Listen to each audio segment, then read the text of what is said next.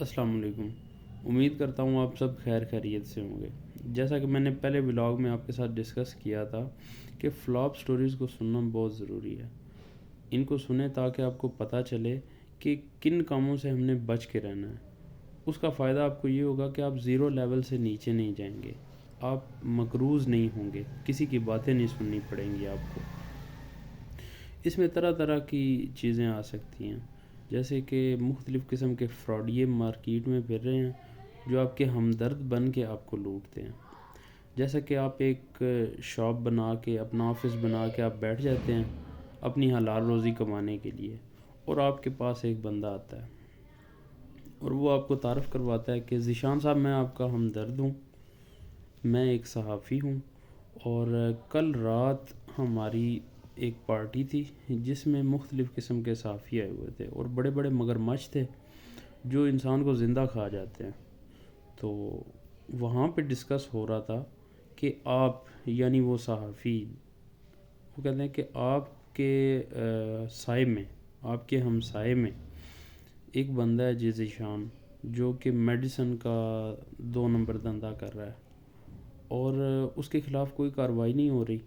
اس کا مطلب یہ ہے کہ عبدالواحد صاحب آپ کا یا تو وہ رینٹ دیتا ہوگا یا آپ کو کسی قسم کی رشوت دیتا ہوگا، اس لیے آپ چپ ہیں، ورنہ آپ تو بندہ کھا جاتے ہیں، آپ تو کسی بندے کو چھوڑتے نہیں ہیں۔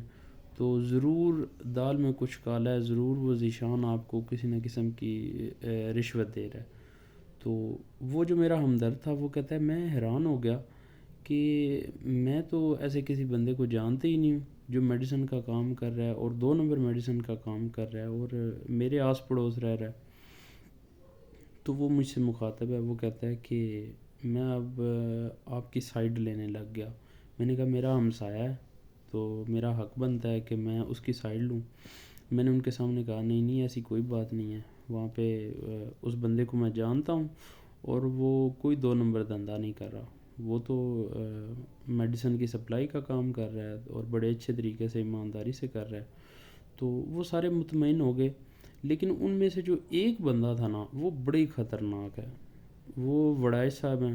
تو وہ جناب، میں نے ان کو بڑی کوشش کی کور کرنے کی، لیکن مجھ سے وہ کور نہیں ہو پائے۔ انہوں نے کہا عبدالواحد صاحب آپ کو وہ ضرور رشوت دیتا ہوگا بندہ، اسی لیے آپ اتنی اس کی نا سفارش کر رہے ہیں، تو میں تو اس بندے کو نہیں چھوڑوں گا۔ اچھا، میں اس کی بات سن رہا ہوں بیٹھے بیٹھے، تو کرتے کرتے مجھے تھوڑا سا نا محسوس ہو گیا کہ ابھی میرے پاس کوئی نہ کوئی بندہ آئے گا۔ تو انہوں نے کہا کہ یہ جو میرے ہمدرد صاحب تھے، انہوں نے مجھ سے کہا کہ ذیشان صاحب، آپ کے پاس اگر کوئی بھی بندہ انویسٹیگیشن کے لیے آئے تو آپ نے محتاط رہنا ہے، اور میں ادھر ہی ہوں، آپ نے مجھے بس ایک آواز دینی ہے اور میں آ جاؤں گا۔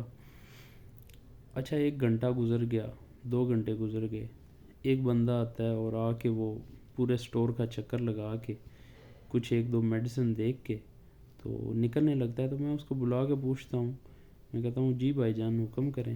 وہ کہتے ہیں نہیں نہیں کچھ نہیں، میں نے جو دیکھنا تھا وہ میں نے دیکھ لیا ہے۔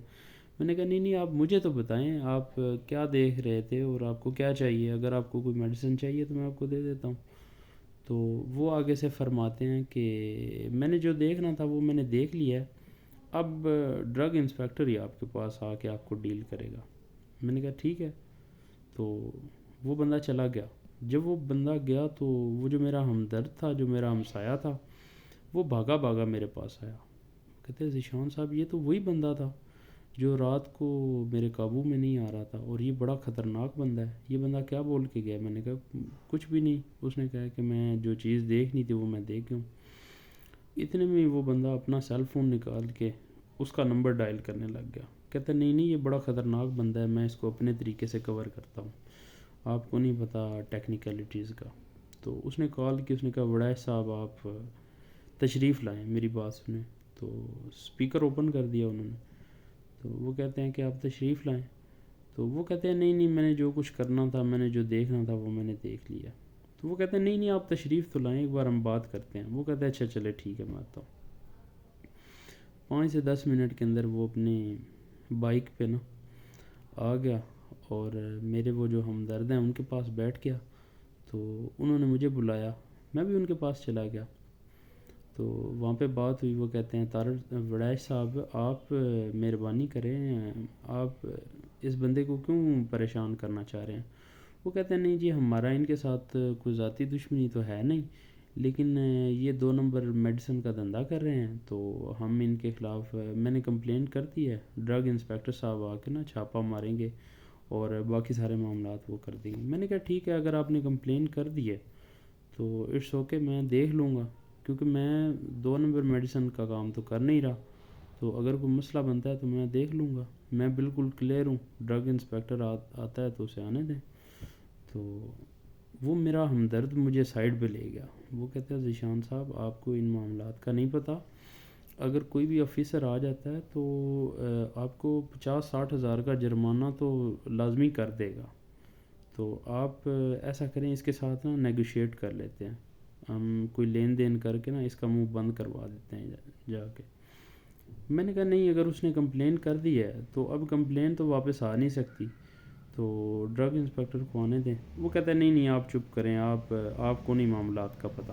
تو اتنے میں اس نے اس کو بلا لیا، بلا کے کہتا ہے وڑائش صاحب ایسا کریں، مہربانی کریں، تو ہم آپ کے ساتھ کچھ نہ کچھ کرتے ہیں، آپ پیار محبت کریں۔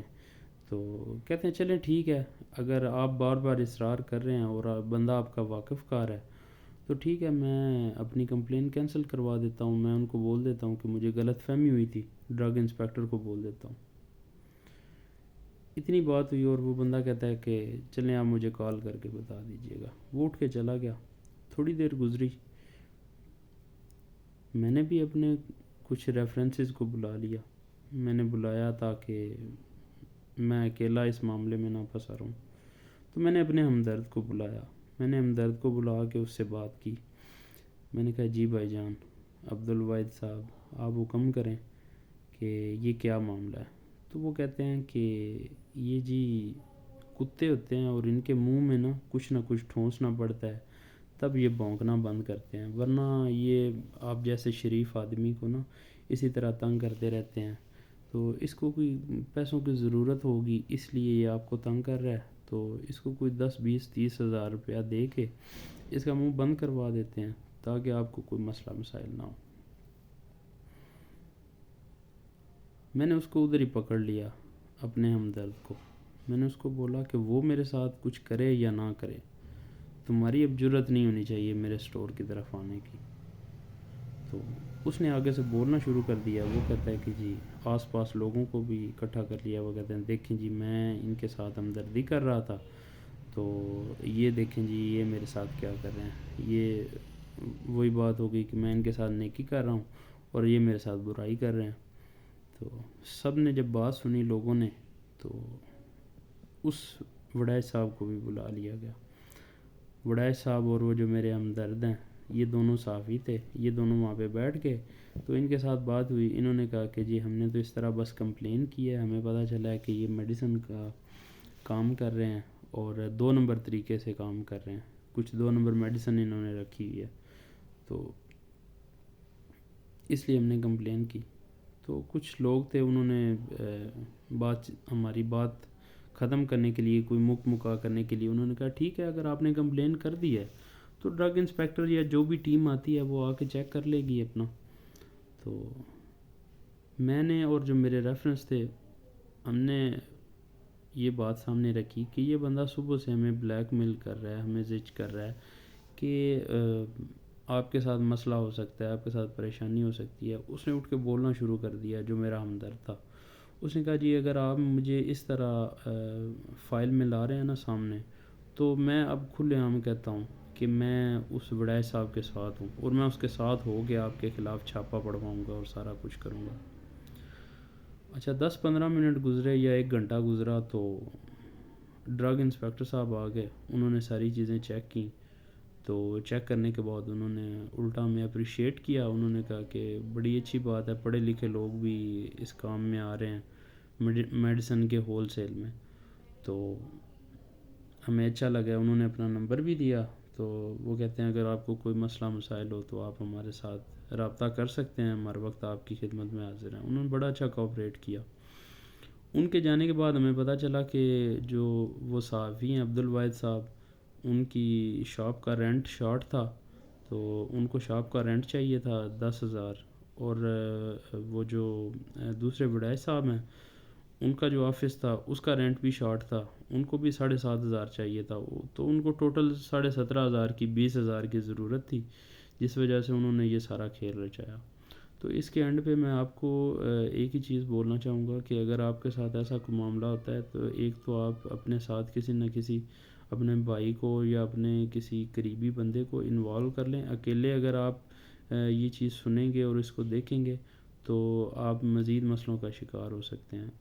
تو اگر آپ کے ساتھ ایک آپ کا بھائی یا آپ کا کوئی دوست آپ کے ساتھ کھڑا ہوگا تو اس کا بیٹر سلوشن آپ کو دے سکتا ہے، کیونکہ آپ اس وقت پریشانی میں ہوں گے، اور ایسے کئی لوگ آپ کے آس پاس ہوں گے جو آپ کو اس چیز پہ مجبور کر دیں گے کہ اپنی ضرورت پوری کرنے کے لیے کسی نہ کسی ٹھگی لگا کے یا پھر فراڈ لگا کے آپ سے پیسے ہتھیانے کی کوشش کریں گے۔ آپ نے ایماندار رہ کے کام کرنا ہے، لیکن آپ نے اپنے آس پاس یہ جو اس طرح کی کلپریٹس ہیں، جو فراڈی ہیں، ان سے بھی محتاط رہنا ہے۔ اللہ پاک آپ کا حامی و ناصر ہو۔ آپ اگر میرے چینل پہ نئے ہیں تو سبسکرائب کر دیں، اور اگر آپ نے سبسکرائب کیا ہوا ہے تو میری ویڈیو کو لائک لازمی کریں، اور مجھے آپ کی سپورٹ کی ضرورت ہے۔ Thank you so much.